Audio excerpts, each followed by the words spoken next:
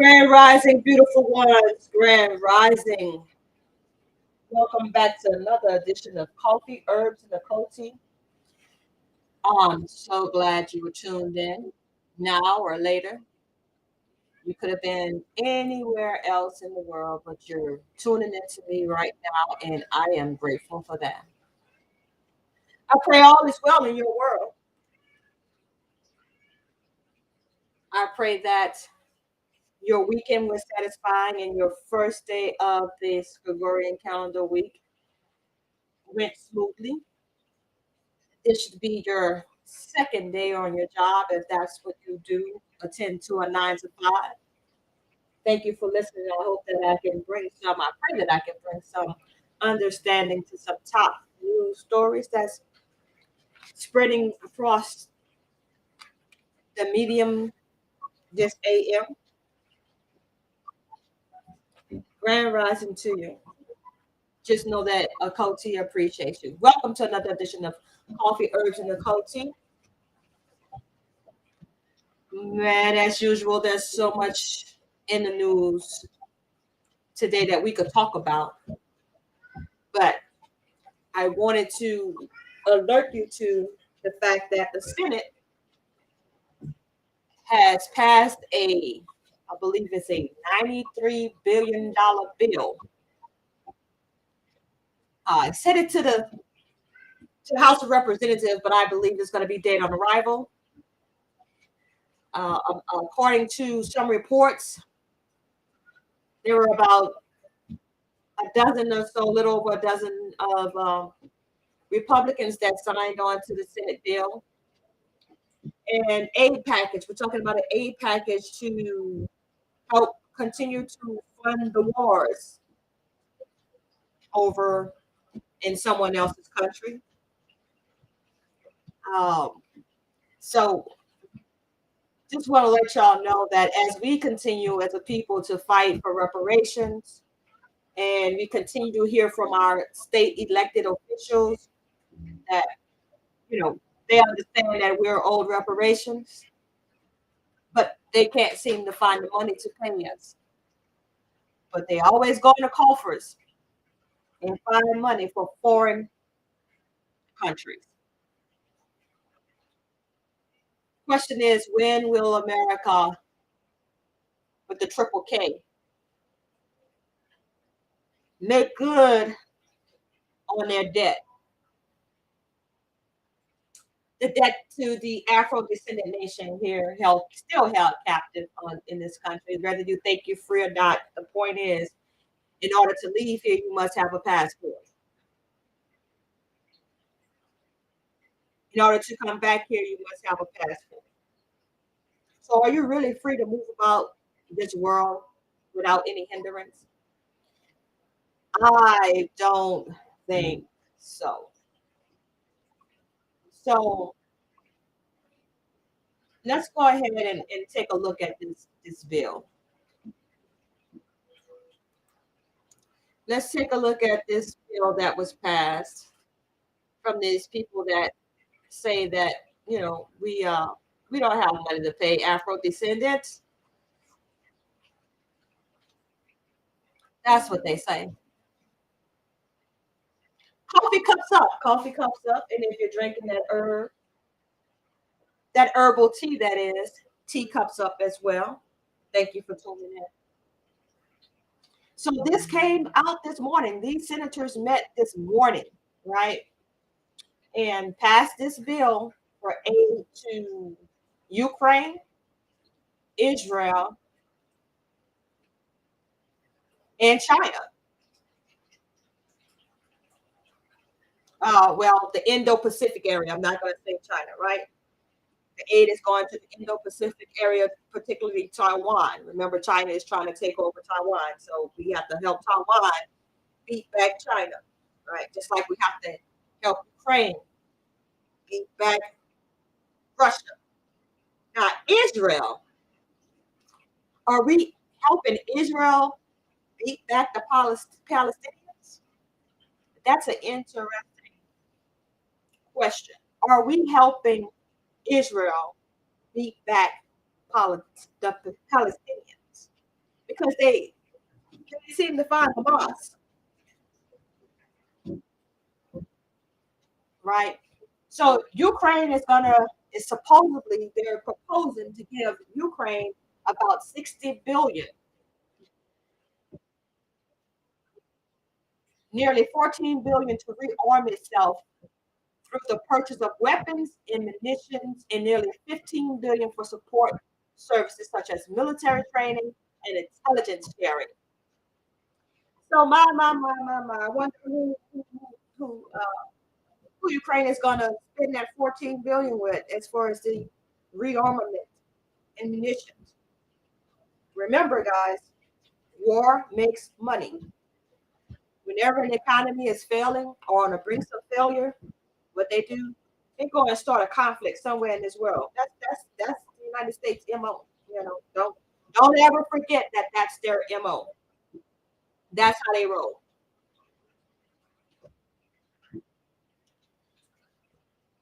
And so you got 14.1 billion going to Israel in the U.S. military operations in the region.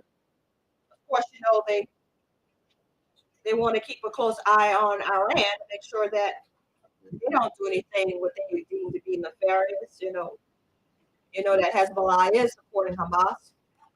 Don't ever forget that. Coffee cups up. So it says about 4 billion will go to boost Israel's air defense, and another 1.2 billion for Iron Beam, a laser weapon system designed to intercept and destroy missiles. There's also about 2.5 billion to support U.S. military operations in the region. We seem to be a little bit everywhere, right? Because I know we in what is South the Red Sea near Yemen and Sudan, because Sudanese and Yemen people are taking over the shipping channel and say that we will refuse to allow cargo ships to pass through this straightaway as long as Israel is bombing Hamas. So the United States is going to have something to say about that, and they're going to keep throwing everything at these people in order to let their trade go through. You know, that's what they do. America is the world's police, right?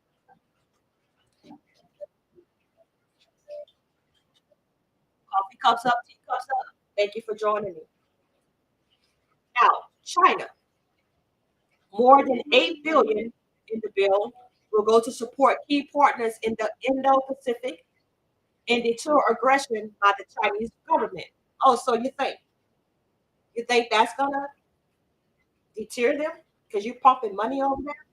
The bill includes 1.9 billion to replenish U.S. weapons provided to Taiwan and about 3.3 billion to build more U.S. submarines in support of a security partnership with Australia and the United Kingdom.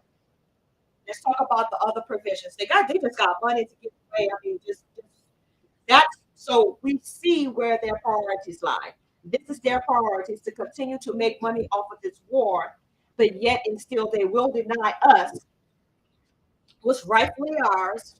And I'm speaking about the Afro descendant nation, including those who call themselves Aboriginals or Indigenous. They don't want to give us those reparations, but they find money to do this. I mean, we're talking billions.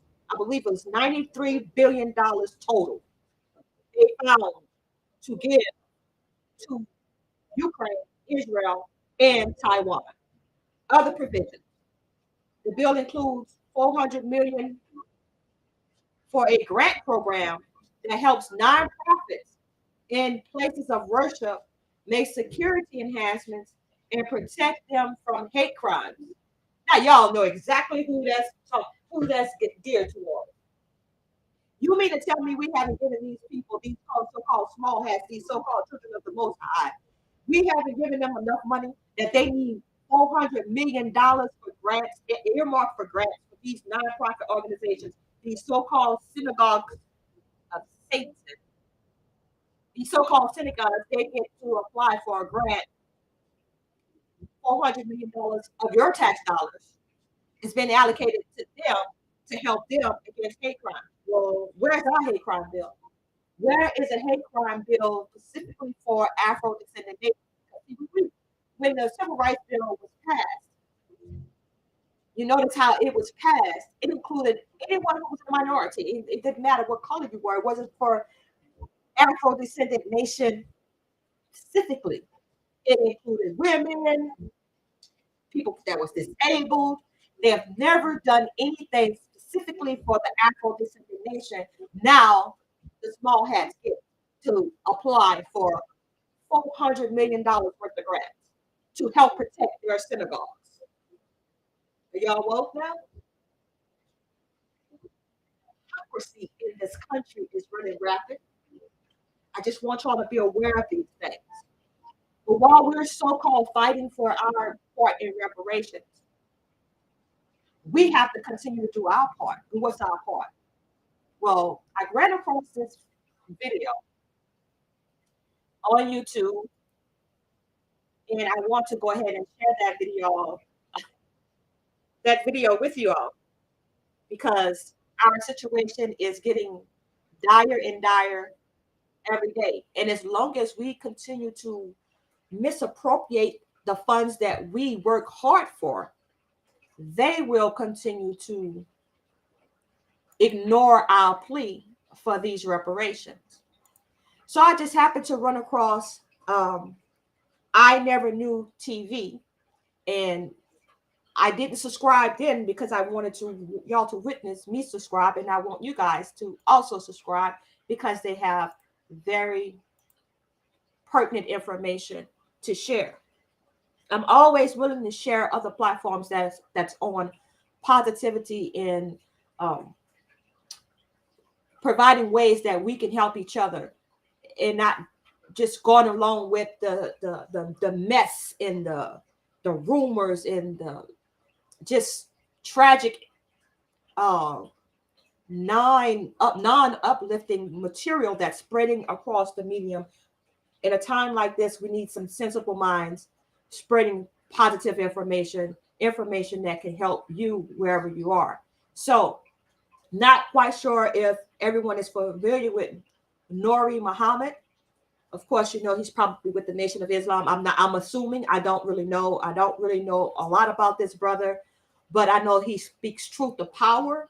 And I wanted to share this interview with you all, and let's do like a reaction to test to what he's saying. Is what he's saying absolutely true about our nature and how we're doing misappropriation of our funds, right? I wanted to bring this out because he said something that was very profound, and we'll get to it in a moment. But go ahead and take your time and subscribe to I Never Knew TV on YouTube. Hit the notification bell so you'll be aware of when he does his next interview and provides some more information. So, without further ado, I'm going to go ahead and turn it over to Nuri Muhammad. Pay close attention to the things that we say. We're gonna let's interact, right? Thank you all for joining me, whoever you are. I see you.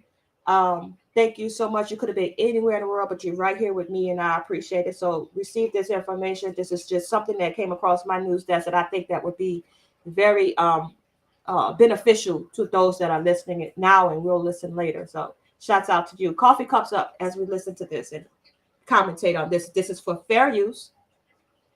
This is just my thoughts and opinion on this matter. So let's get the fair use thing up.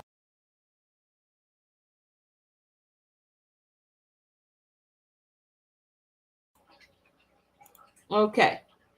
So you're now listening to Coffee, Herbs with Achoti.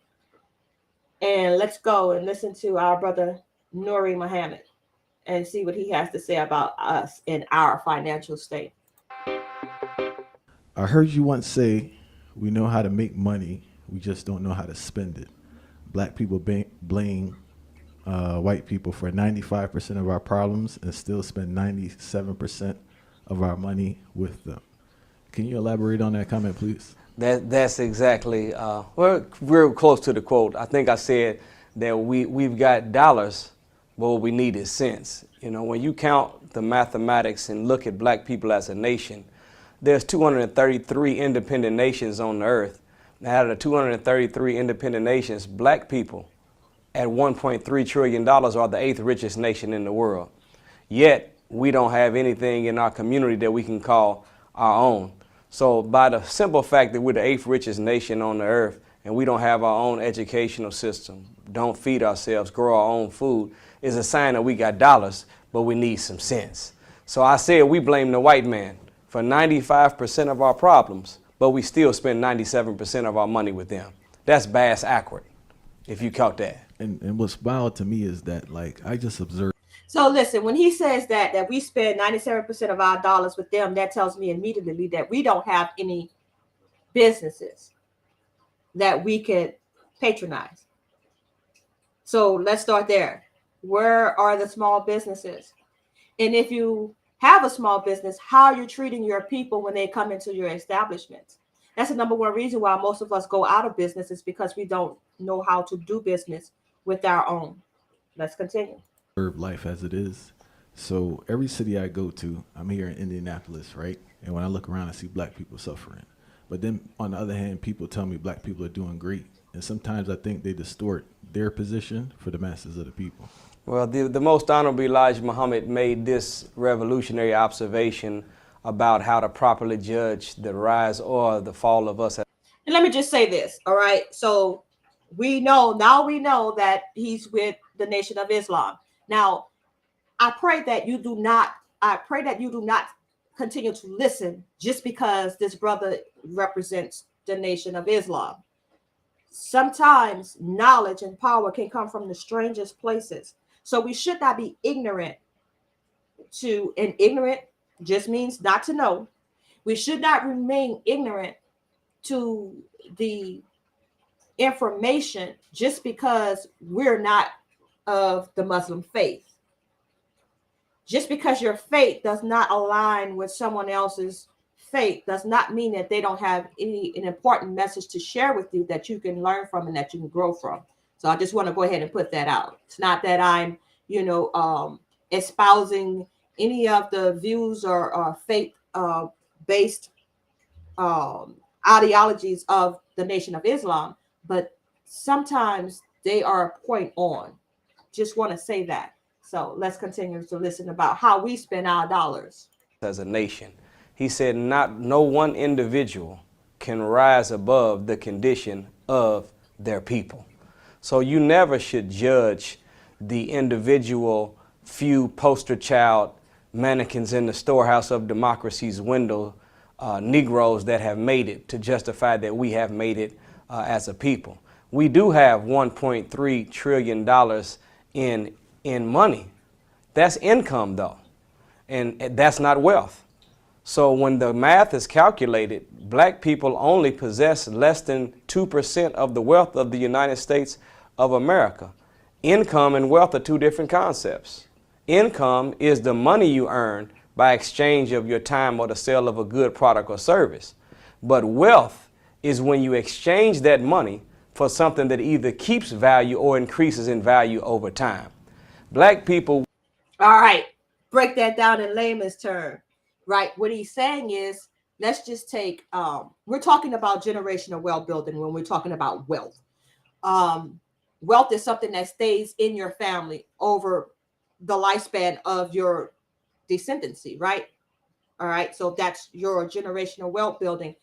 For example, when you buy a home, you have to put down a down payment.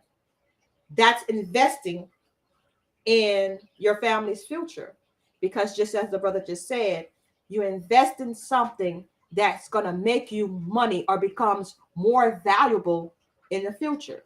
So a lot of people talk about real estate as the foundation for building generational wealth. Why? Because most times real estate appreciates. And when real estate appreciates, you have more equity in your home, which means it's almost like a glorified savings account, because with that equity, you can pull that money down and invest in another business or send your child to college.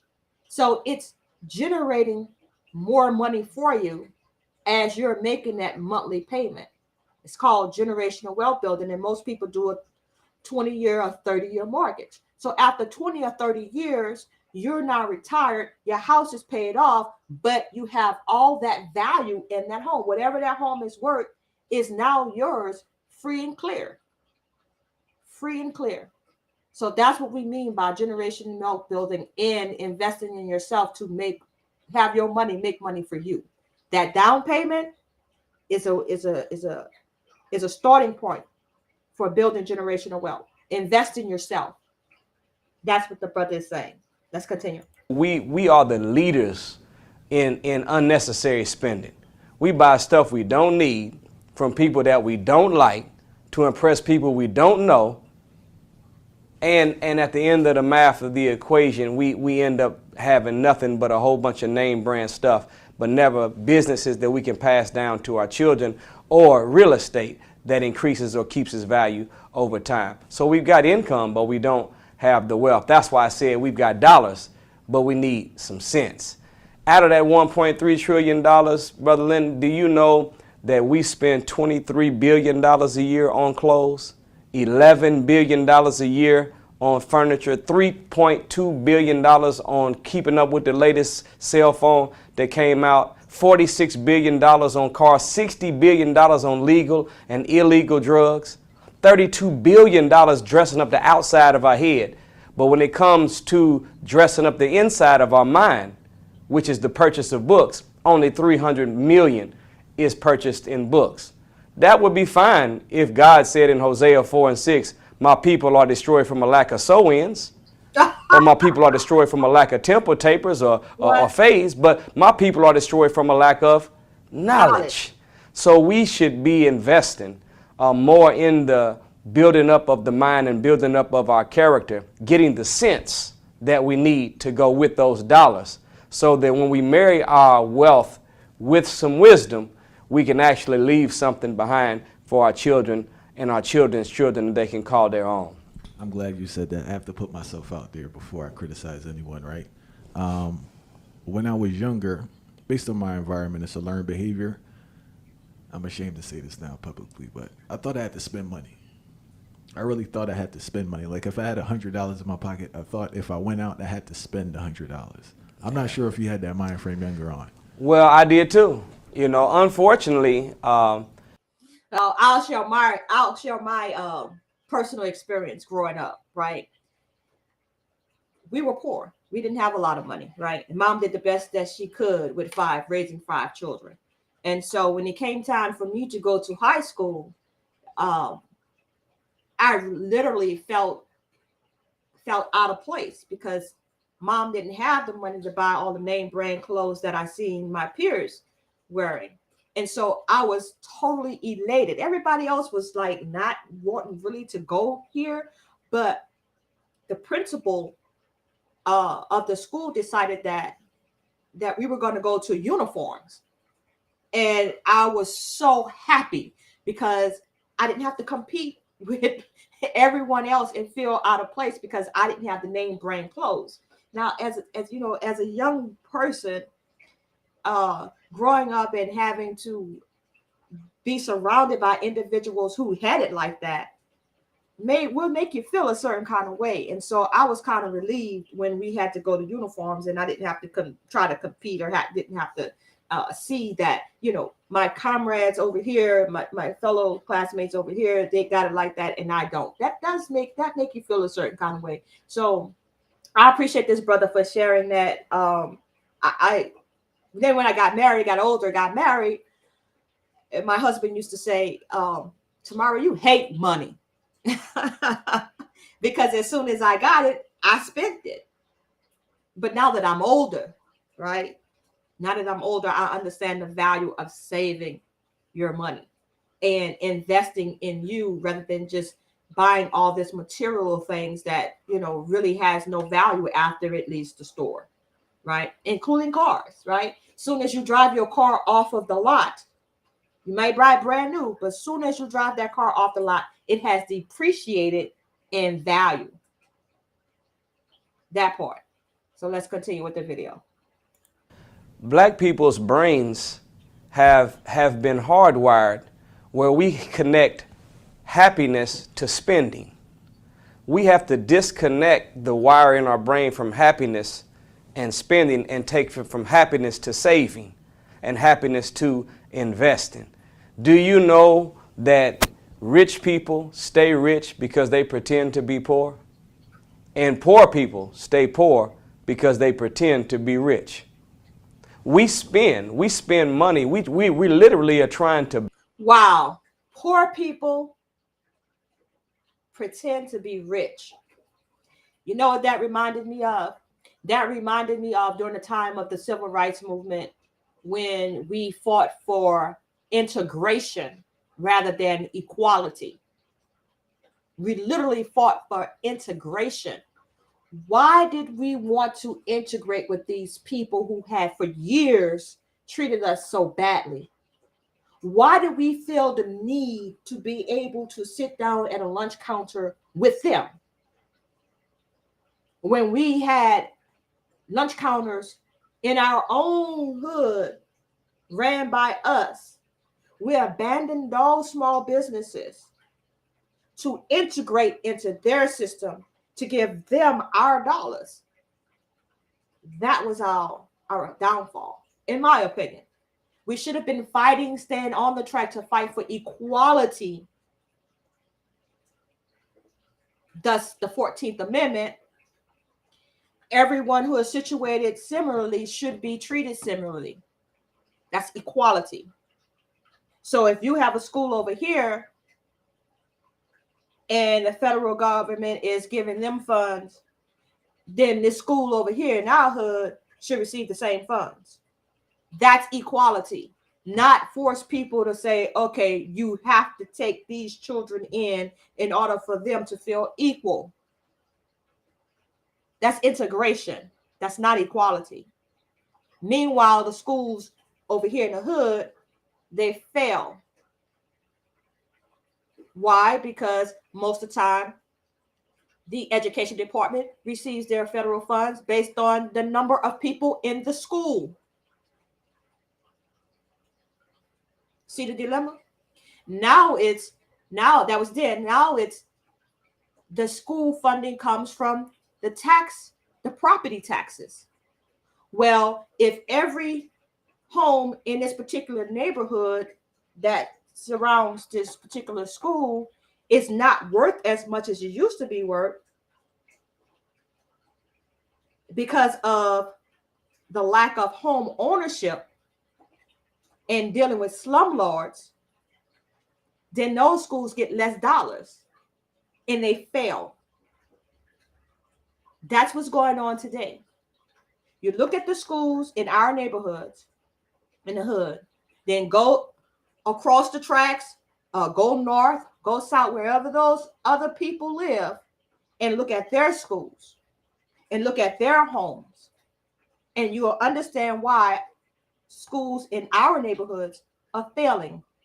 It's because the property value where those schools are located is not as expensive or has not appreciated like the ones over here.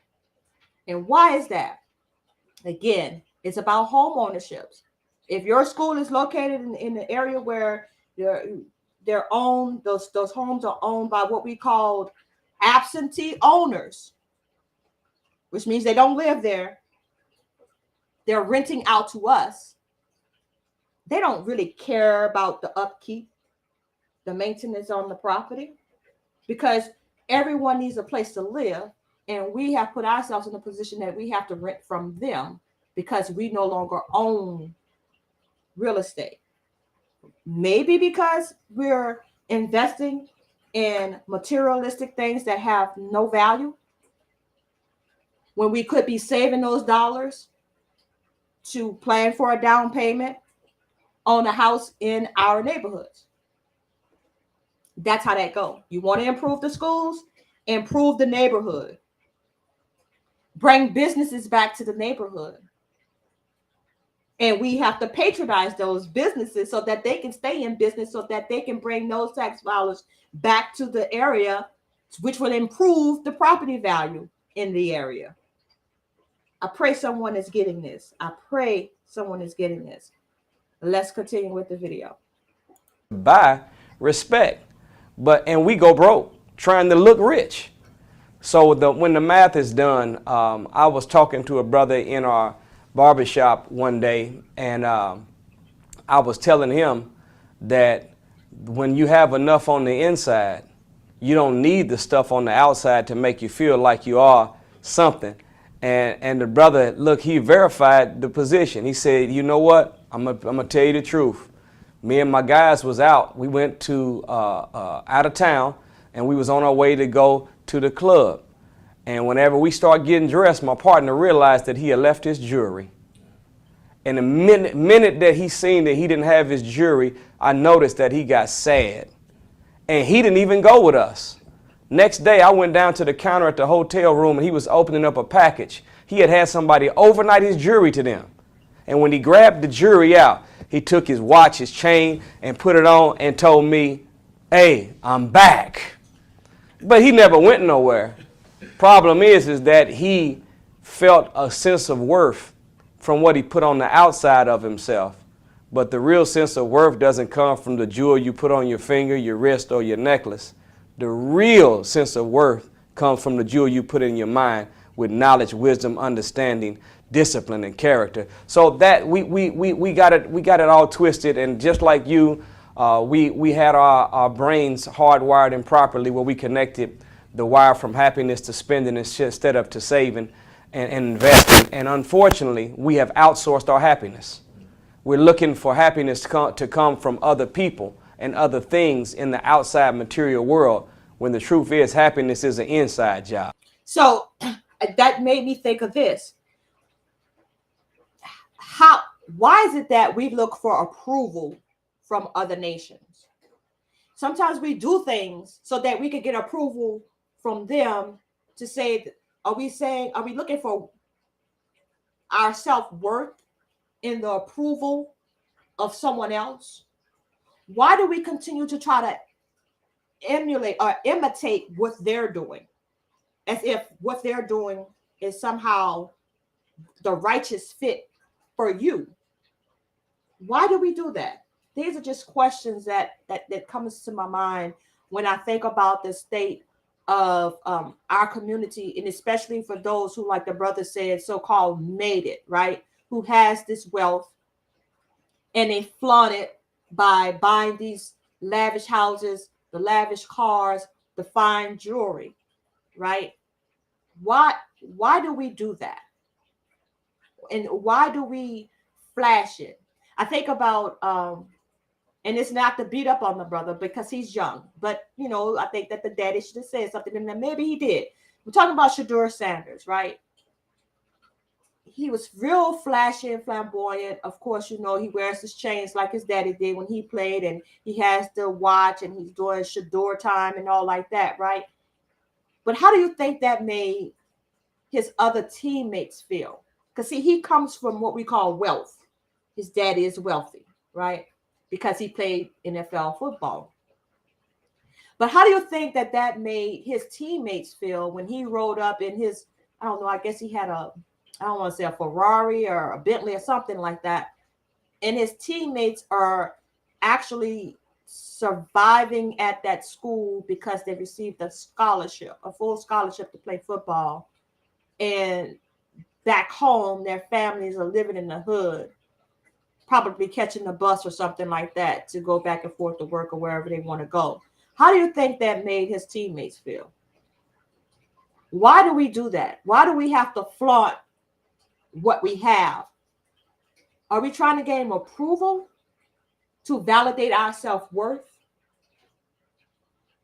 Like this brother said, poor people spend their time trying to look rich, and rich people spend their time making sure they look poor. I wonder why, because I guess they don't want nobody to take what they have. It's none of someone's business how much money you have. That's between you and your family as you're trying to build generational wealth. Why do we flaunt what we have? Just questions. Just questions. Coffee cups up, tea cups up. Thank you for joining me. Share the video, like the video, give us a thumbs up. Let's go.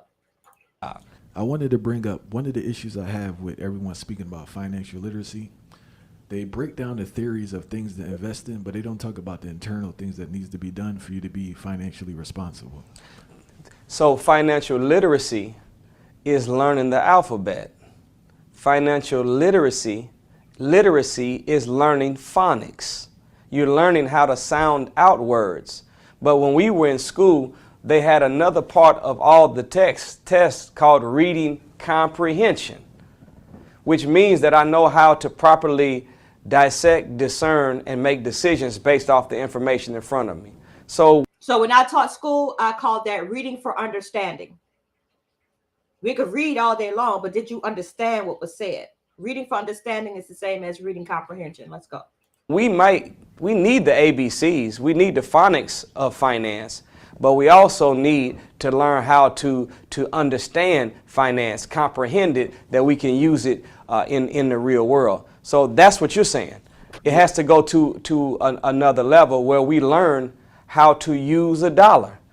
But even more than that, Brother Muhammad, is dealing with the insecurity and the ignorance that fuels our spending. That is what's not being touched on. Well, that's, as we said earlier, see, the less you have inside of yourself, the more you think you need outside of yourself to make yourself feel like you are something.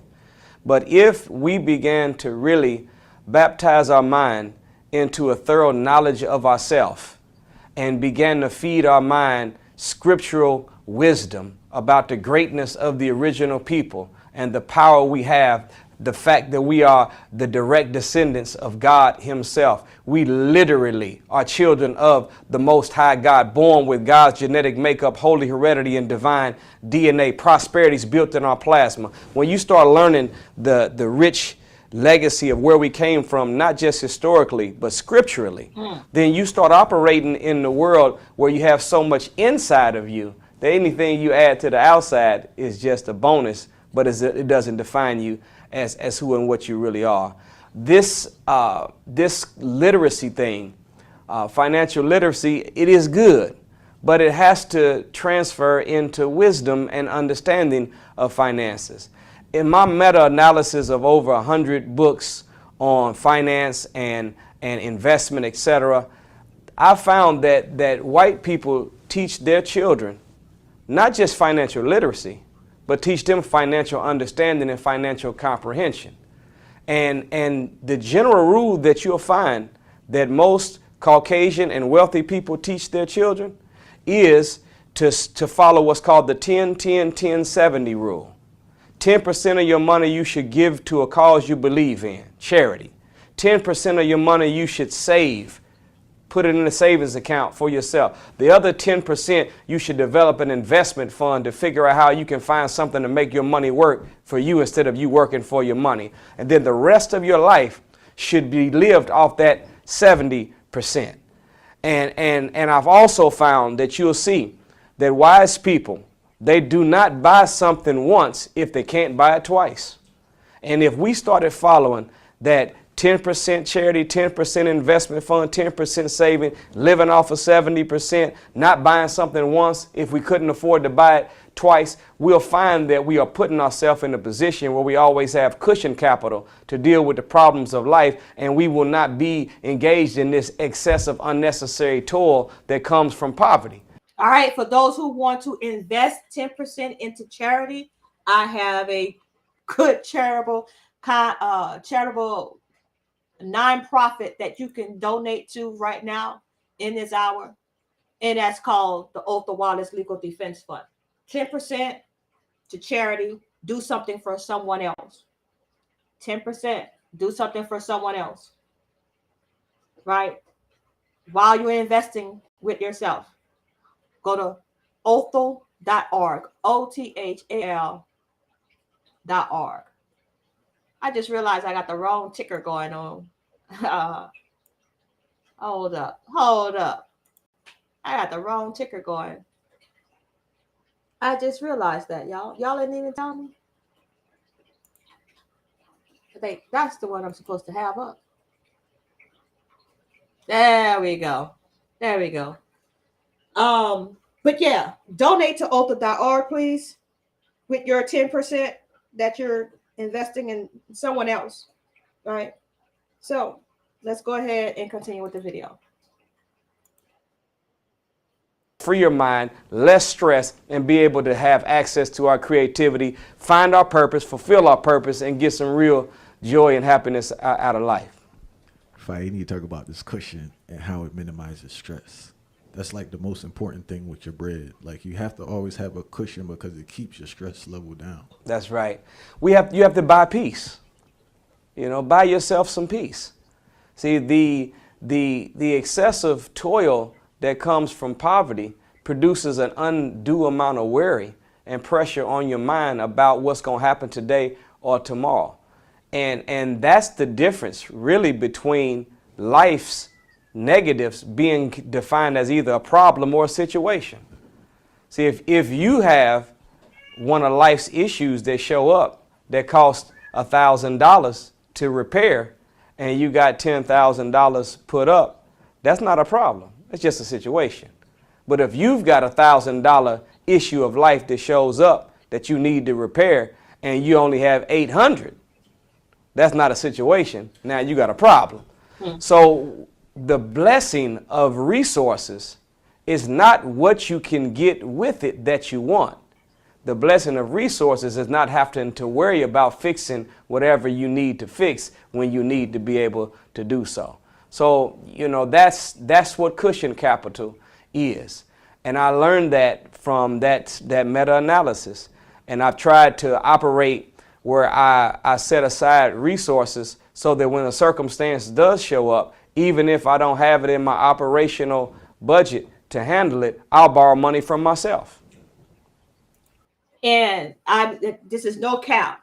That's exactly what the predicament I am in right now. And it's like, oh, I really, really hate having to live off my savings right now because if you guys don't know, in February of last year, I was laid off due to no fault of my own. I was an excellent home marketing consultant, but the economy changed in the real estate market. So, they had to lay some people off. They restructured their company. They're still in business, but a lot of us lost our jobs. I mean, thousands of us lost our jobs from this company. And since then, I have been living off of my savings. And it's like, it's getting kind of low. So I have invested some of that savings in starting a farm.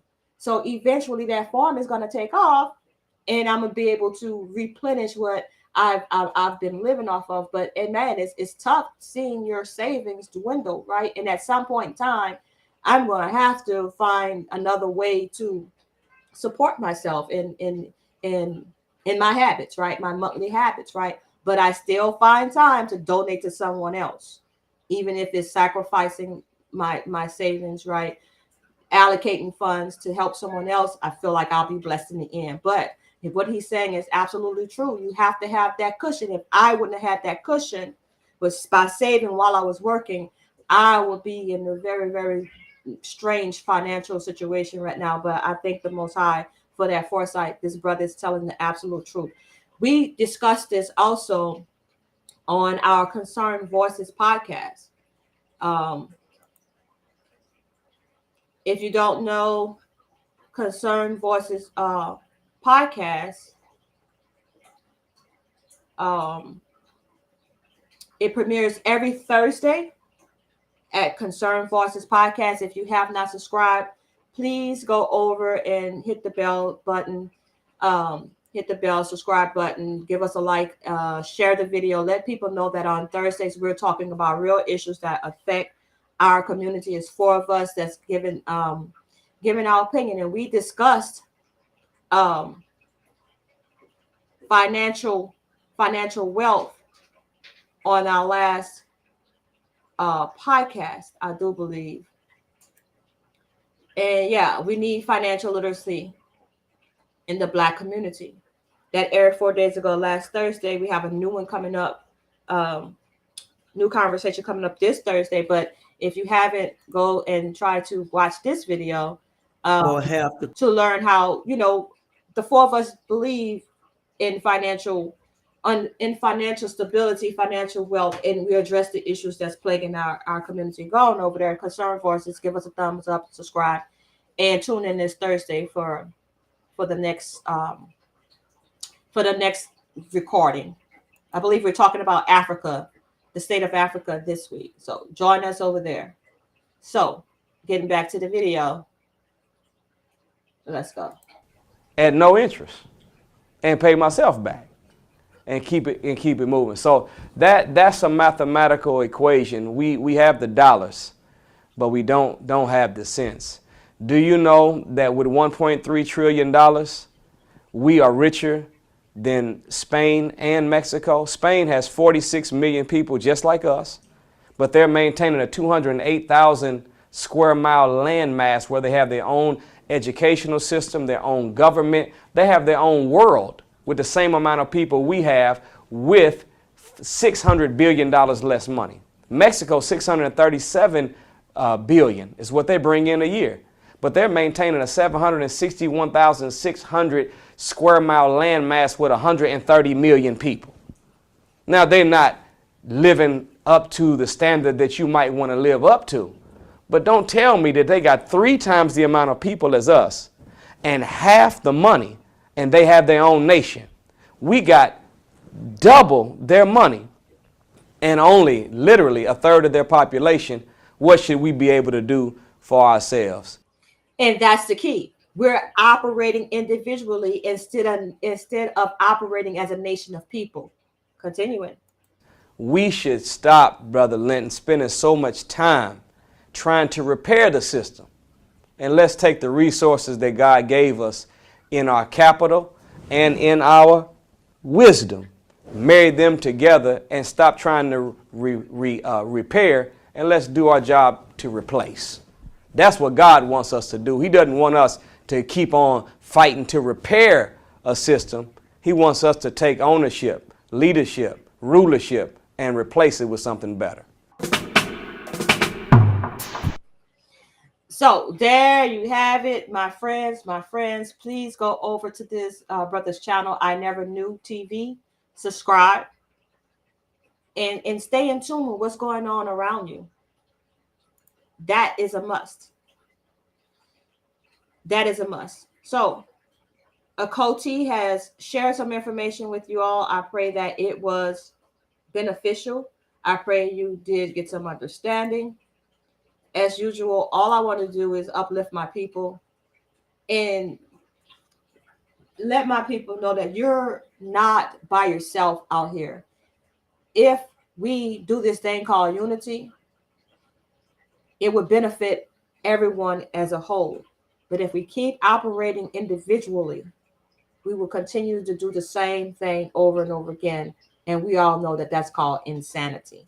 I don't want to be insane. I don't want to be insane. So with that being said, again, I want to thank you for watching Coffee, Herbs, and Achoti. I am Achoti Tamor of News, Facts, and Comments in conjunction with Major TV. I pray this was useful for you. Hit the thumbs up button, share the video. Somebody might need to hear what Mr. Muhammad said.